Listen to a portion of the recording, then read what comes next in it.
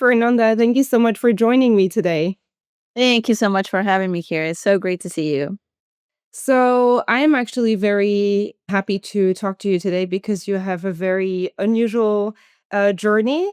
And I want to hear all about it and share your story with people who I am sure will feel very inspired to hear from you.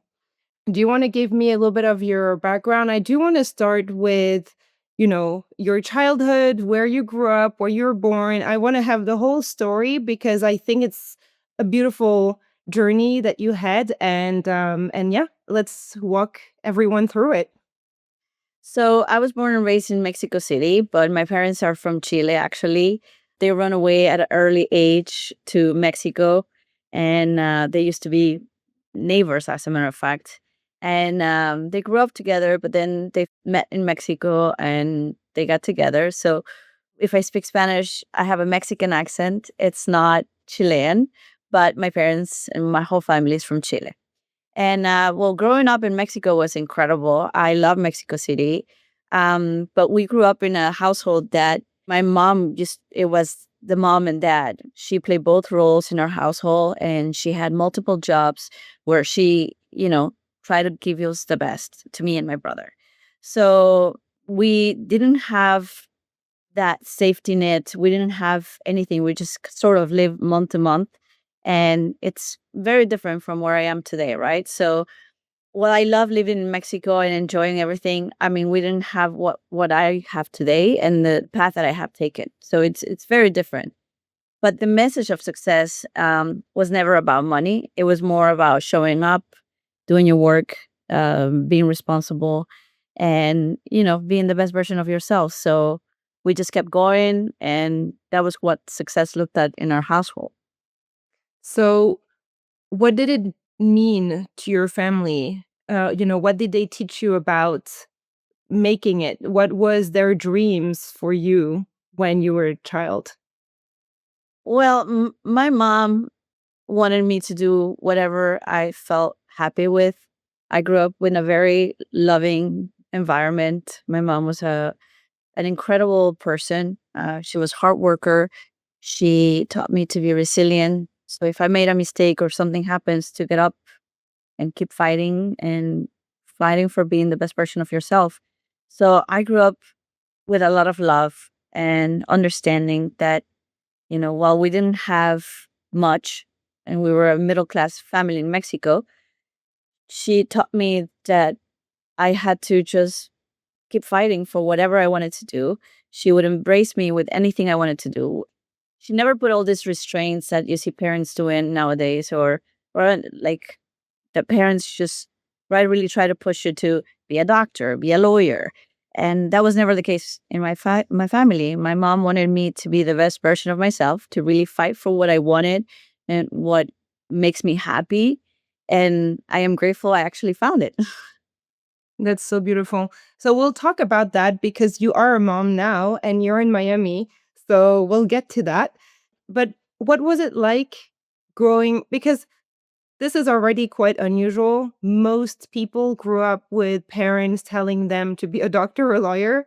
So what was it like? Because I guess you had a lot of friends who were not raised in this loving, understanding type of family. Well, I had one of my best friends in high school. Her name was Nina, and she was studying to become a doctor. She really wanted to become a doctor, but that's also what her parents really cultivated in her.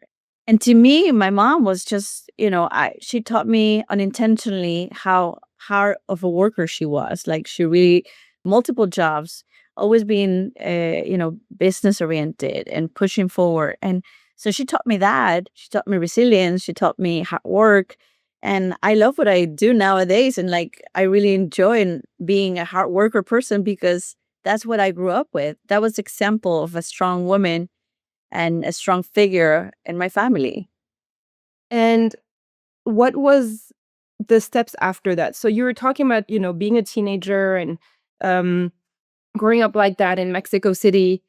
What was the steps after that? Did you go to college in Mexico City? What happened? Because you are a teenager and you grew up with this idea of being a hard worker.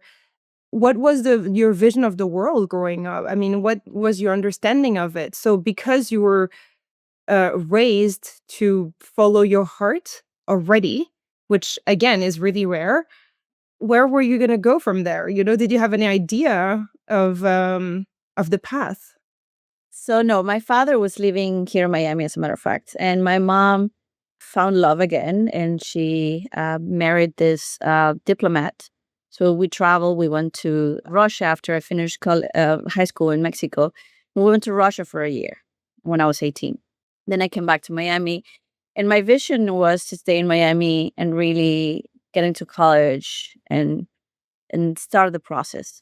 But when I got to Miami, I sort of stumbled into the hotel industry. I really enjoy being of service and being supportive and being helpful and making someone's day by just a kind gesture or a kind word. So that was in the root of my personality. And I felt really comfortable, like rapidly in the hotel industry. So my first job was I was 19 and I took a job at the Ritz-Carlton Coconut Grove. And the job, I saw it in the newspaper. Back in the day, you'll like circle the newspaper. And I saw the title was called Assistant Server. And I was like, that sounds really like nice. Like, that sounds elevated. Like, sure, I'll take the job. So I went and applied for the job. I got it right away. But little did I know that it actually entails serving bread and water. That's all I had to do. And I was like, this is so boring. So I said, I'm just going to be the best at serving bread and water. I was like, let me just be the best at it. Doesn't matter what it is, but let me be the best at it. And soon enough, like within a year of constant getting like ahead and getting different jobs within the Ritz Carlton, I rapidly became a food and beverage supervisor just within a year of being working at the hotel. So but that was because I really show up. I really wanted to be the best version of myself, the best at serving bread and water, the best hostess, the best manager, the best supervisor. Like all of that was like with my intention of being the best. And I always think that there's someone watching, even when there's nobody around you. There's always someone watching. And if you do the things with your heart, with the right intention, I think you get the right results. Why do you think your mom raised you this way? What made her, I think, raised you so beautifully to just, be the best and the best version of yourself? I don't know. I think she was just a very loving woman. She always intended so well. Like she wanted to make a difference in people's life, and she taught me that and cultivated that kind of behavior in my heart and the way I act and the way I surround myself with. So the reality is that she was just I feel like I'm very similar to my mom just because I absorbed so much of her beauty and her resilience. And the one thing I don't have from her is that she used to get her paycheck and spend the whole paycheck. So that's definitely not cultivated in my essence. But I admire a lot of things about her and living life fully. And yeah, so she just taught me that way. And there's absolutely I don't know how or where, but that was just cultivated in her essence. That's nice. And so what happened after the first hotel experience in Miami? Well, that was great. Unfortunately, I lost my mom right after like 2 years after that job, and I was really lost because it was such a sudden loss. I didn't know how to digest it. I didn't know how to compete with it. I was very upset. I was very angry at the world. We were raised Catholic, and I was mad at God. I was mad at everyone because she had just gone in a very early stage of her life. We used to share clothes. We used to like we were so close. We were best friends. So losing her at an early stage of my life was very difficult. And it took me maybe 2 years to kind of get back to work and really like, yeah, really like get my life together. So that's how New York came about because there was really nothing that excited me. And I could not find the joy in things. I did not find the joy in living in Miami. So I started thinking, what is exciting to me? And I realized that a move to a new city, and especially New York City, was the right move, and was what exactly what I needed in my heart, and, like, just something that excites me. And so I did. So I decided to move to New York. I remember my brother was like, "But what are you gonna do there?" I was like, "I don't know. We'll figure it out." Like, I don't have no idea. But yeah, I mean, I had $1,000 in my bank account. I had a luggage, and I just went to New York. And my cousin, one of my dear cousin, Elizabeth, she was living in Midtown, and she's like, "You can come and stay as long as you want to." And I did. I showed up on a Friday, with a lot of intention to make it in the biggest city of the world. I arrived on a Friday. I partied the whole weekend. And then on Monday, I got up, I put a suit on, and I went to Kinko's back there where you used to print your resume. And so I print my resume, and I said, okay, I'm just gonna go around all the hotels in the neighborhood. There were plenty of them. So the first one I walked in was Morgan's Hotel Group, which is the Morgans on 37 in Madison. And as soon as I walked in, the manager's like, "Do you have a moment to sit down now?" I was like, "Yeah." So I sat with him, and he hired me on the spot. And I had a job. He hired me and in a management role, which was very exciting because I wanted to, from a food and beverage supervisor that I was in the Ritz-Carlton, I wanted to be a manager. So that was the right step. So yeah, so then I took the job and I started the next day, and I was like super excited about it. So the way you say it, you make it sound like it was easy. But Yes. what state of mind were you in? Because I'm sure it was not easy at all. I was very determined. And nowadays, like, I see it when I get very determined about something, either it's to get that listing or to make that deal happen, or just like when I get determined, I make it happen for some reason. I don't know how, like I put the right energy, or who knows? I just really was very determined to find a job and to make it in the city that never sleeps. And it was a dream. It was like I was freaking out. I remember showing up, arriving in a bus from the airport, and I arrived to Grand Central, and I just said, like, I pushed myself towards like the wall, and I was like, "Oh, this is very intimidating." It was my first time in New York City. It was very hard, but it was also very exciting, and it was something that it was the rush kind of just brought me there, you know? This is what, a lot of people talk about, that on the other side of fear, there is excitement, and they're so close to each other, right? And so everything worth it is scary, right? Yes. Yes, but I mean, at the end of the day, as long as you're determined and you really know what you want, you just follow that little voice that is inside your head and says, keep going, and you just keep going in the right direction. Let's fast forward to now. Give me a snapshot of what happened between the experience at the Morgans Group and now with your real estate career in Miami as a mom. And, what happened in all that time? So when I took that job at Morgan's, I kept getting promoted to different jobs and taking more responsibilities within the company. And at one point, they promoted me to the director of operations for the Hudson Hotel, which it was a monster, 800 rooms, massive operation, massive amount of employees. But it was excitement, and like it was fun. I had no time to make my nails, like to do my nails, or to, nothing. But I loved it so much, and I really enjoy working in the hotel industry. I'm a problem solver by nature. So to me it was like, let me solutions, and a lot happened after that, right? I decided that at some point that I didn't want to work for someone else to give that person to make all the money or to get the most out of success. I had a salary job, but I was working 12 hours a day, or I mean, sometimes many, many times I had to stay over at the hotel. So to me, that was not a life. And I was like, you know what? I quit, and I gave them 2 month notice. I helped train people. I supported them with all I can. And then I decided to take 3 months off, and I went off to a trip to Europe and the places that I've ever wanted to be. I There was so much stuff that I wanted to do, and I was not being able to do it because I was working so hard in this job. So I just decided to take a move and to take a trip and really like enjoy the money that I have made being in the hotel industry and working so hard. So I did that. And then I moved back to Miami. I took some other jobs in the hotel industry, like in the Hamptons and different places. But then finally I moved back, and then I've been now doing real estate for over 11 years.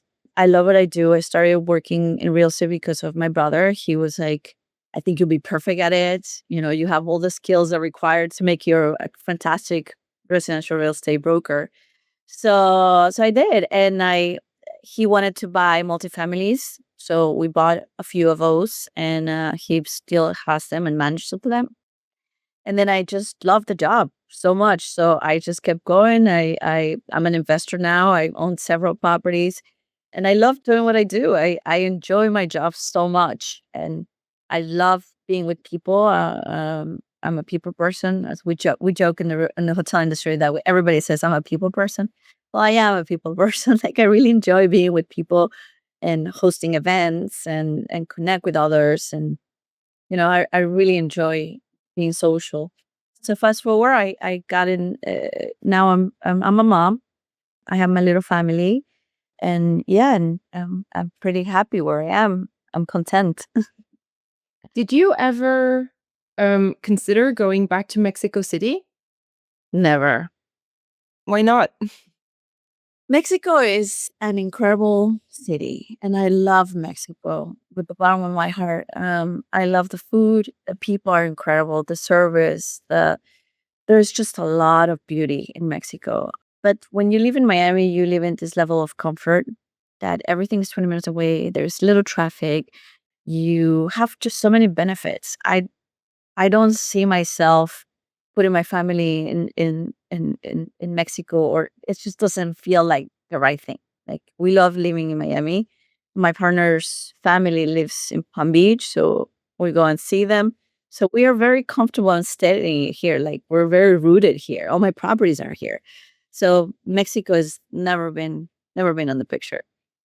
You just said that you recently became a mom, and I actually really wanna talk to you about this because for context, I met you a couple of years ago and you were not a mom yet. And when I met you, you were, already, I guess, is quite successful real estate broker and an amazing person I connected with. And since you became a mother, and you told me that having a family changed your vision of success. And so tell me more about this.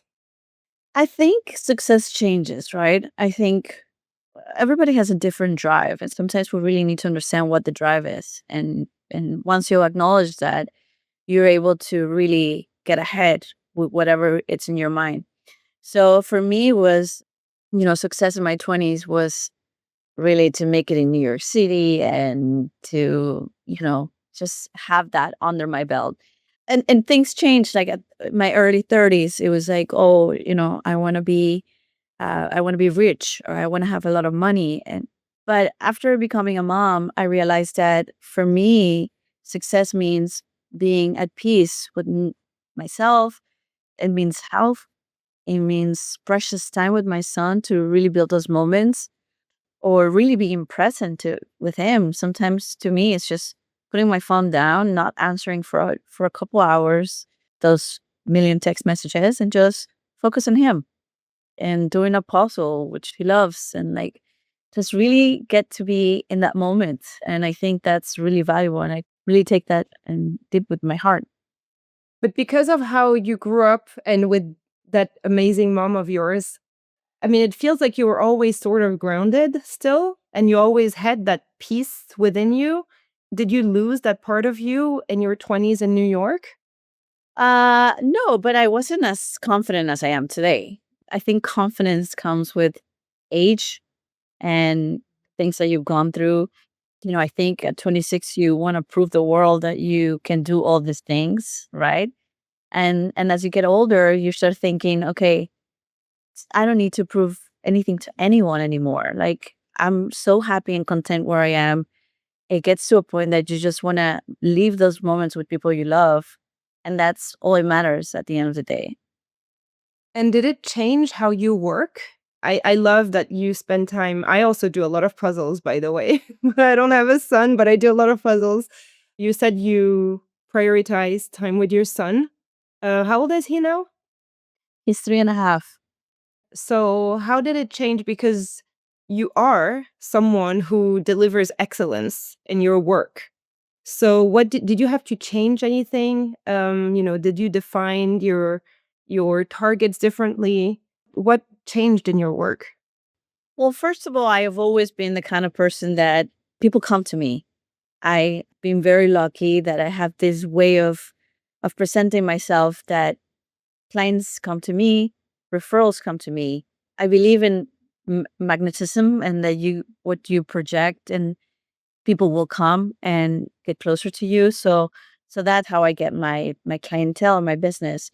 But back in the day, before I was a mom, I used to work 11 o'clock at night, and I was in the computer sending that contract or reaching out to that client, and that changed. I think I created a balance in my life of, this is my work day. This is the time I spend with my son. This is the time I spent with Charlie, my partner. So balancing my life has been very crucial. Even scheduling time to do a sauna. I just recently got a sauna. And I'm like, okay, from 9 to 9:15, I'm gonna do sauna. And I love it. Like, it's just so good for your heart, for your body, for your circulation. So just including being healthy in your schedule is also very important. So I manage my time better, I guess, at this point. But yeah, I think I've always considered myself a workaholic. And before my son and my partner, still was like a crazy workaholic. And now I think I just manage myself and my time better. I can see now this whole puzzle of your life. Your mom, your experience, arriving in New York in your early 20s. Like, I see the whole puzzle. But you and I know that Miami is very in your face. It can be very show off and luxuries that I honestly don't know if I've seen elsewhere. But you managed to create a whole life in Miami through this, in this world, and you did so much healing and so much. I mean, you're so grounded. So, because we are in a world where what we show is so important, especially because of social media and all these young people who think that they need to buy this or be that. Can you share a piece of wisdom on how you navigated this world and how you're so grounded in a city that sometimes can be a bit much? I feel like it's first is understanding who you are, what your essence is, having clarity of what your vision is in life. There's always going to be noise everywhere.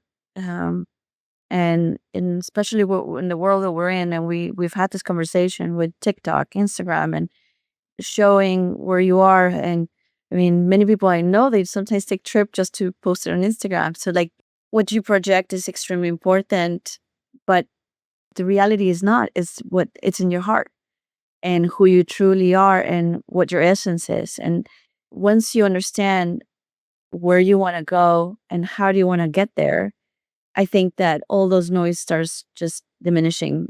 I think that focusing on what you want to do in life and whatever that is, I've always said that even if you want to be the janitor, like if you're just the best version of yourself as a janitor, like you'll be incredible. Like anything you do, anything you put your mind, just really aimed for being the best version of yourself. That would be my piece of advice. But also like the proving game. I mean, sometimes everybody tries so hard to prove themselves, and at the end of the day, is you the most important person that you have to prove to is your heart and yourself. And when you act with love and intention, I think you get it back. And with having the right intention, I mean, and that goes for everything, like in the post, in your connection with other people. Like if you have the right intention, things will magnify, things will get much better. Things will be more powerful. I mean, I'm a strong believer of karma, and whatever you project, you get back. That's just bottom line. So when you do it with the best version of yourself and with the heart and with the positive intention, I think you get the results back. I agree. So, in your 20s and 30s, did you have any mentors? Did you go through how did you get so much wisdom? Did you feel you were still guided by your mom? Who guided you to be so grounded? I think I mean, it has to be my mom. My mom has always been my biggest. I mean, she was just such an incredible person. Like, I can give you multiple stories about how good of a human she was to everyone that she encountered with. And I think that that's impregnated in my heart. And I try my best to always act with integrity, with kindness, with love. And I think I've had some role models in my life. I mean, I there's my cousin. I love who she is, and my cousin Elizabeth, she's always been very loving. She really cares for what really matters. And sometimes I would be tied up on something and she's like, that doesn't really matter. And it took me a long time to see a different perspective. And also I think at the end of the day, you look around and you see who's someone that resonates with who you are, and then you learn about them. You start studying them, you listen to them, especially nowadays with so many podcasts and great people out there that have built businesses and they're extremely successful and how they get there. It's very inspiring, right? So I think just really finding that person that makes you feel connected and makes you feel like you want to follow the same path, and you tap into that person, and you understand what they do, how they do it, and then just follow that steps. Yeah, and I agree. There's a lot of podcasts now, which I love, which means that you can have mentors who you've never met before. There's a lot of business advice. There's a lot of advice from, all sorts of topics. What I am really trying to do with Rethink Your Life is to spread more love and kindness and, reconnect people to their hearts and to what truly matters and just spread that kindness. I think it's becoming clear that this is something that is very important to me. And so I want to ask you, because you understand this world of, looking great on paper really well. As I said, like you're in Miami and there's probably a lot of people like that around you.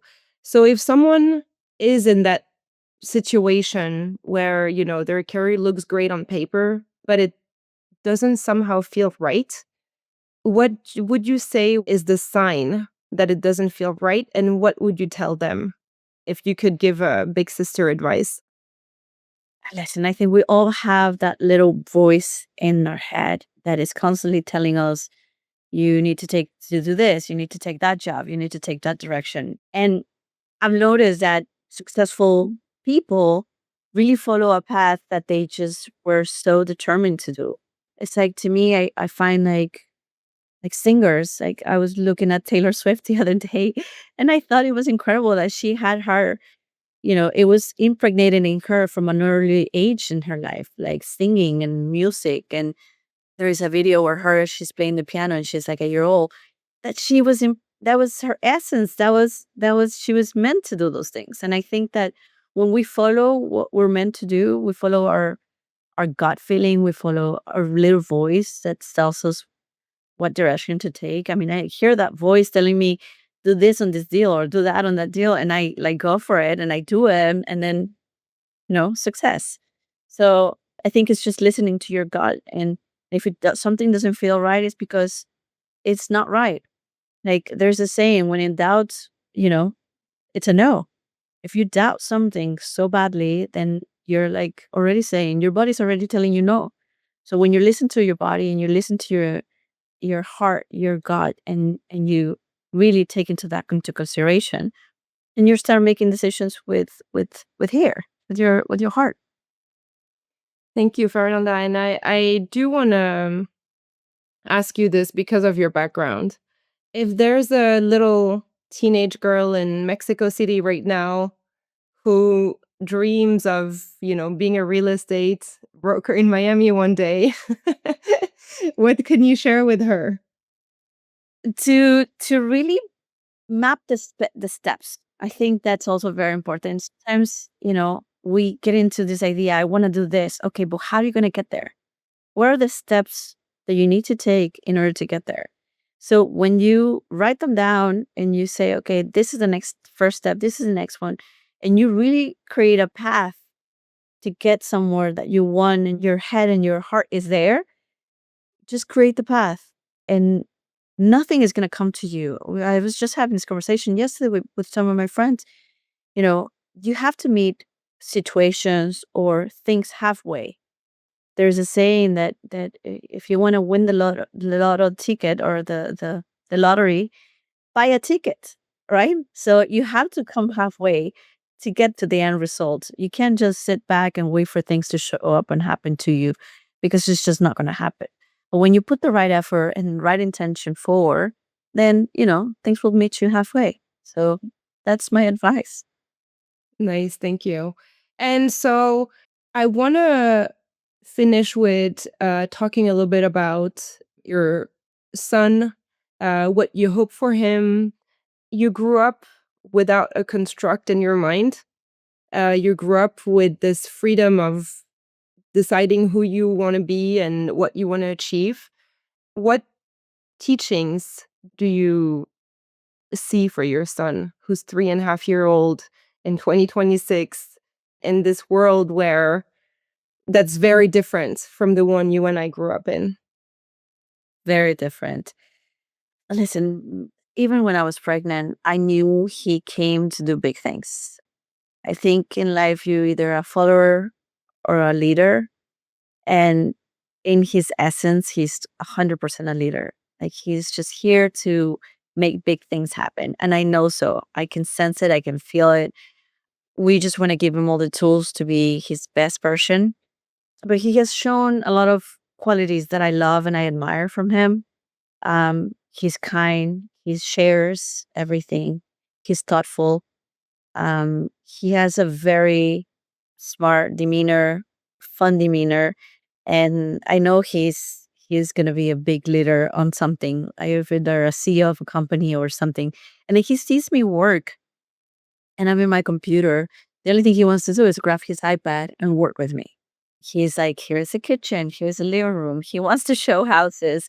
He wants to go to work with me. And when I ask him what does he wanted to do when he gets older, and he said he wanted to be a real estate broker. So he wants to do exactly what mommy does, and it's so cool. It's really amazing because he sees me working. He sees me really going in and out of the house, or just putting all the effort to make a difference, and he wants to do the same.